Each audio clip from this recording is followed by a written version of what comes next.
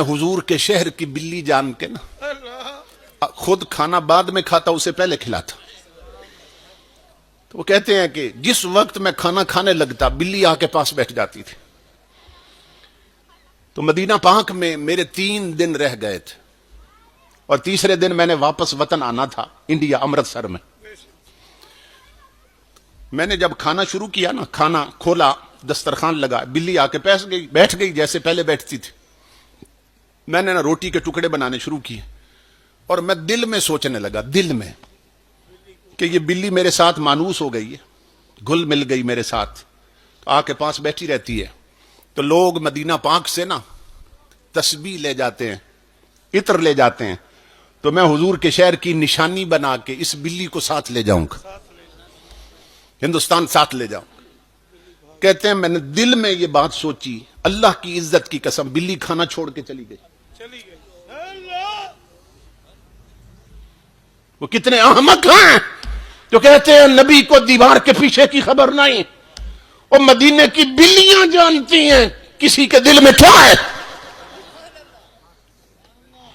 بلی کھانا چھوڑ کے چلی گئی.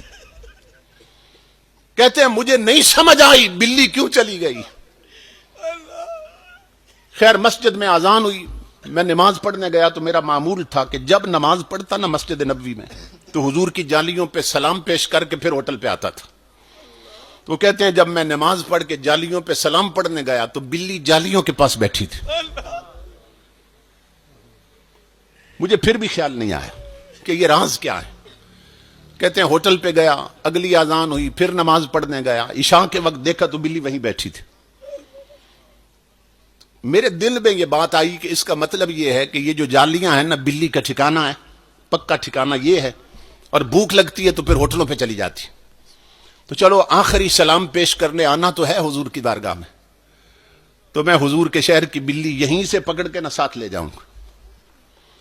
تو کہتے ہیں مدینہ میں میری آخری رات تھی اور میں نے ٹوکرا یا پنجرا بھی خرید لیا تھا مدینہ پاک سے جس میں بلی کو ڈال کے میں نے لانا تھا. حاجی اسماعیل کہتے ہیں اللہ کی عزت کی قسم لوگوں، جب رات کو میں سو گیا میری قسمت جاگ گئی. میں نے خواب دیکھی تاجدار انبیاء تشریف لے آئے.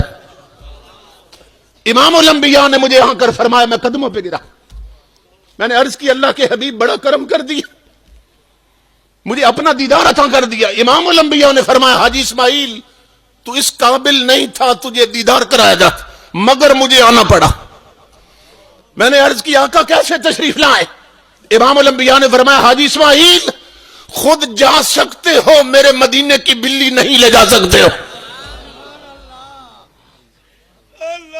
میں قدموں پہ گرا. میں نے عرض کی اللہ کے حبیب میں نے کسی کو ذکر نہیں کیا، کسی کو بتایا تک نہیں کہ میں بلی لے جا رہا ہوں، آپ کو کیسے پتا چلا؟ امام الانبیاء نے فرمایا حاجی اسماعیل آج کی بات نہیں، 3 دن ہو گئے وہ میری جالیوں کے پاس لپٹ کے رو رہی ہے اور عرض کر رہی ہے مدینے والے مجھے تیرے شہر سے جدا کر رہا ہے، مجھے مدینے سے دور لے جا رہا ہے. اے تاجدار کائنات مجھے بھوکا رہنا منظور ہے مگر مدینے کی جدائی قبول نہیں.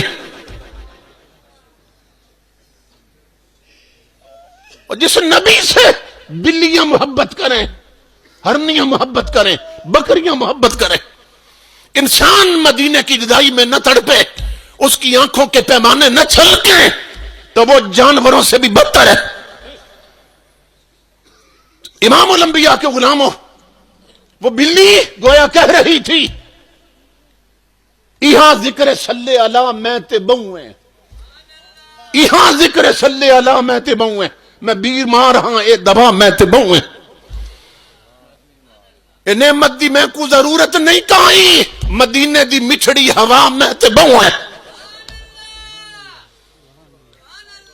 تو تاجدار کائنات آج بھی اپنی امت کی طرف دیکھ رہے ہیں، ان کا فیضان بند نہیں ہوا، گنبد خضرا کا فیض رکا نہیں ہے. امام الانبیاء کے غلاموں ہماری ڈوریاں کچی ہو گئیں، ہمارے تعلق مدینے سے کچے ہو گئے، اس لیے اپنے تعلق پکے کرو. یہ پکے کیسے ہوں گے؟ دیکھو نا جو پتنگ اڑاتے ہیں نا، پتنگ بازی کرتے ہیں، آپ جانتے ہیں کہ وہ پھر ایک دوسرے کی گڈی کاٹنے کی کوشش کرتے ہیں. تو کس کی گڈی کٹتی ہے؟ جس کی ڈور کچی ہوتی ہے. اور جس کی ڈور پکی ہوتی ہے نا اس کی گڈی اڑتی رہتی ہے, اس کو کوئی نہیں کاٹ سکتا.